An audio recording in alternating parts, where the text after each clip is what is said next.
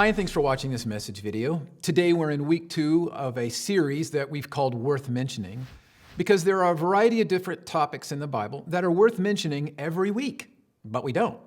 And the reason is there are a lot of different topics to talk about. However, these particular subjects or topics are ones that God would want us to be thinking about all the time, even if we're not mentioning them every week. Today what we're focusing on is that God is real and that there's scientific evidence to prove this. In fact, years ago, my physics professor in college admitted to the class that he came to Christ because of the scientific evidence for God. Apparently, he was a brilliant mathematician, and he had dismissed the idea of God because of his understanding and knowledge on the topic of chaos. Chaos proving disorder in his mind meant that intelligent design wasn't evidenced, and therefore God wasn't real. However, after further studies, he and many others discovered that chaos actually is the evidence of order. In fact, it's the evidence of cause and effect, but just on a much more massive scale than anybody had ever realized, which led way to a new theory called the chaos theory, or the butterfly effect, which postulates that if a butterfly, let's say in the state of Texas, flapped its wings, that it could cause a hurricane across the world, say for instance in China. Now, I know this idea may sound crazy, but take a look at what the current definition of chaos theory actually is and where this theory is being applied. Chaos theory, a belief that the random states of disorder and irregularities found in dynamical systems are actually governed by underlying patterns and deterministic laws. And chaos theory has applications in a variety of disciplines, including meteorology, anthropology, sociology, physics, environmental science, computer science, engineering, economics, biology, ecology, pandemic crisis management, and philosophy. I remember my professor saying that when he discovered that chaos was actually governed by something, or that the laws themselves were established by something, that he then recognized that that something must be God. And because the Bible was what he found to be compatible with science, he gave his life to Christ. Now, there were two major reasons why he found the Bible to be compatible with science. The first reason was this: the Genesis story. Now, there are some scientists who obviously criticize the Bible because of the ontology revealed in the Genesis account and the subsequent stories of how God interacted with people throughout the book of Genesis. However, there are some who actually think that it's perfect. And the reason is because they recognize that Moses was not trying to give, the author of Genesis, was not trying to give a science class on how God brought all material things into existence. Instead, what Moses was talking about was how God brought all material things into a functional existence. Or in other words, how God brought all things into operational control so that it would benefit everything that he had created, specifically human beings.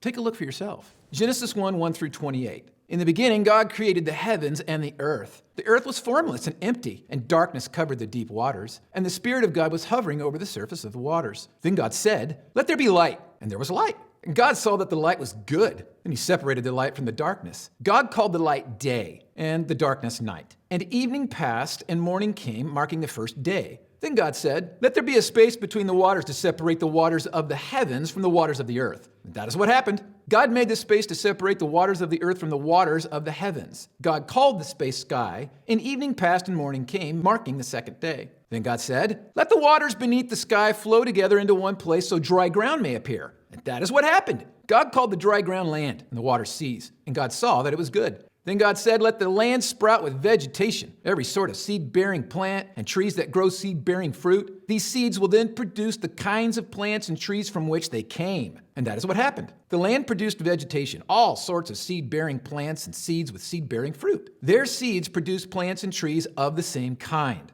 And God saw that it was good. And evening passed and morning came, marking the third day. Then God said, "Let lights appear in the sky to separate the day from the night. Let them be signs to mark the seasons, days, and years. Let these lights in the sky shine down on the earth." And that is what happened. God made two great lights, the larger one to govern the day, and the smaller one to govern the night. He also made the stars. God set these lights in the sky to light the earth, to govern the day and night, and to separate the light from the darkness. And God saw that it was good. And evening passed and morning came, marking the fourth day. Then God said, "Let the waters swarm with fish and other life. Let the skies be filled with birds of every kind." So God created great sea creatures and every living thing that scurries and swarms in the water, and every sort of bird, each producing offspring of the same kind. And God saw that it was good. Then God blessed them, saying, "Be fruitful and multiply. Let the fish fill the seas, and let the birds multiply on the earth." And evening passed and morning came, marking the fifth day. Then God said, "Let the earth produce every sort of animal, each producing offspring of the same kind, livestock, small animals that scurry along the ground, and wild animals." And that is what happened. God made all sorts of wild animals, livestock, and small animals, each able to produce offspring of the same kind. And God saw that it was good. Then God said, "Let us make human beings in our image, to be like us. They will reign over the fish in the sea, the birds in the sky, the livestock, and all the wild animals on the earth, and the small animals that scurry along the ground." So God created human beings in his own image. In the image of God, he created them. Male and female, he created them. Then God blessed them and said, "Be fruitful and multiply. Fill the earth and govern it. Reign over the fish in the sea, the birds in the sky, and all the animals that scurry along the ground."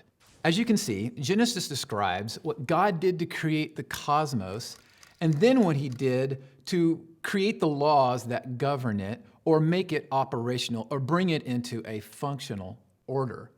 And then when you read the rest of the book of Genesis, you'll see that God was still actively involved even when everything turned to chaos, which is what my professor genuinely cared about and was most interested in, and it is what the original audience cared about as well, that God would be with them even in the midst of chaos because God is the one who brings order. In fact, listen to what John Walton wrote, who was a professor of the ancient Near East histories or cultures, particularly specializing in that of Genesis. Here's what he wrote. "To create something, cause it to exist, in the ancient world means to give it a function, not material properties. We need to note the contrast. We tend to think of the cosmos as a machine and argue whether someone is running the machine or not. The ancient world viewed the cosmos more like a company or a kingdom. Would they have believed that their gods also manufactured the material? Absolutely, for nothing can be thought to stand apart from the gods. But they show a little interest in material origins. Such issues were simply insignificant to them. If we pause to think about it, we might begin to wonder why material origins have taken on such central significance to us."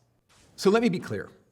One of the biggest reasons why my professor ended up coming to faith in Christ was because of the Genesis story and the mathematical equations that he knew that actually supported what it was that he was reading or seeing, which is that most definitely a God brought all things into functional order and existence, and that there is a deterministic law that is underneath all of the things going on. However, there is also evidence of disorder and chaos, which is ultimately the evidence of cause and effect of rebellion in us. And this is so clear to be able to see that even scientists now are able to recognize this through chaos theory. This is incredibly important that we recognize this because the biblical evidence of the cause and effect, or in other words, the consequences of rebellion, is something that we can also see scientific evidence for. For instance, if you know the rest of the Genesis story, you know that one of the consequences of rebellion was the worldwide flood. And there is constantly being discoveries made in different parts of the world with new strata or new fossil records that point toward a massive flood taking place. But not only that, science has advanced so much in different ways that now it is obviously clear that a massive ethnic group change took place someplace, maybe around the time frame of the Tower of Babel, which actually leads me to the next thing that caused my physics professor to believe that the Bible itself was compatible with science: the genetic code. We have cells, therefore we have a genetic code. And evolution scientists would tell us that this genetic code that we have is not only shared with apes, but that it's shared with all living things or anything that has cells, asserting that what's happened is over the process of billions of years, we have evolved through different transitional forms to finally arrive at where we are at today. However, this is in sharp conflict with what it is that we're told in the Genesis story and what we read earlier about God creating everything of its own kind and then able to have offspring of its own kind, not mutating. Now, there is some truth, though, about genetic mutation, and that you and I are essentially a genetic mutation from the 3 billion DNA letters that were given to us by each of our parents. Meaning, the new 6 billion total that we have becomes a unique genetic mutation of code to us that is unique to us, and this is scientifically observable in everything, including plants and animals and bugs. And when we look at the genetic scientific evidence of human beings and bugs and animals, it radically refutes all of the claims made by evolution scientists. In fact, did you know that all evolution scientists will admit that all humanity did come from one woman? And that they actually have named this woman Eve? But that's not all the genetic science has revealed. In fact, take a look at just a little snapshot of what 2 scientists have recently published in terms of what it is that they've discovered in the genetic code. Our claims and observations encompass virtually every genetic compartment present in human cells, and they account for the millions of DNA differences across ethnic groups present in the world today. Furthermore, they robustly answer the questions from whom humans originated. People, not apes. How many humans began our species? 2, Adam and Eve. When humans originated? About 6,000 years ago. And where major human ethnic groups originated? Near Ararat. So what does all of this mean? First of all, it means that the evolutionary theory that humans evolved over billions of years through different transitional forms and that we share a DNA code or genetics with all other living cells is wrong. There's no scientific evidence to support this. There's never been ever anything found in the fossil record to support this, and clearly the genetic evidence refutes this. This is worth mentioning every week, that God is real, that there's scientific evidence to prove this. Now, we don't mention it every week, but we sure could, and it's certainly worth mentioning all the time, and the reason why is because God wants us to have confidence. He wants us to feel like we don't need to be embarrassed or ashamed about what it is that we read about in the Bible, that the authors of it have told us about God or the good news or about Jesus. In fact, the only people who should feel embarrassed or ashamed, according to the Apostle Paul, are those who are ignorant or willfully choosing to not pay attention to the evidence that God has provided of his existence through nature. For instance, listen to what he says. Romans 1, 16 through 20. For I am not ashamed of this good news about Christ. It is the power of God at work, saving everyone who believes, the Jew first and also the Gentile. This good news tells us how God makes us right in his sight. This is accomplished from start to finish by faith. As the scriptures say, it is through faith that a righteous person has life. But God shows his anger from heaven against all sinful, wicked people who suppress the truth by their wickedness. They know the truth about God because he has made it obvious to them. For ever since the world was created, people have seen the earth and sky. Through everything God made, they can clearly see his invisible qualities, his eternal power and divine nature. So they have no excuse for not knowing God. My professor finally came to a place where he had no longer any excuses that he could give. And the reason for it was he saw that the evidence for God was real. The scientific evidence for God is real. Do you believe that? Do you believe that God is real? Have you seen the evidence for it and now you have faith in him? Faith is what is required. And our faith is not supposed to be something that's just blind faith, not supposed to be something that's not based on evidence. There's plenty of it for us. But if you're still struggling with it, then I want you to focus this week on what it is that the author of the book of Hebrews said about faith. Before I read that, remember this: God is real.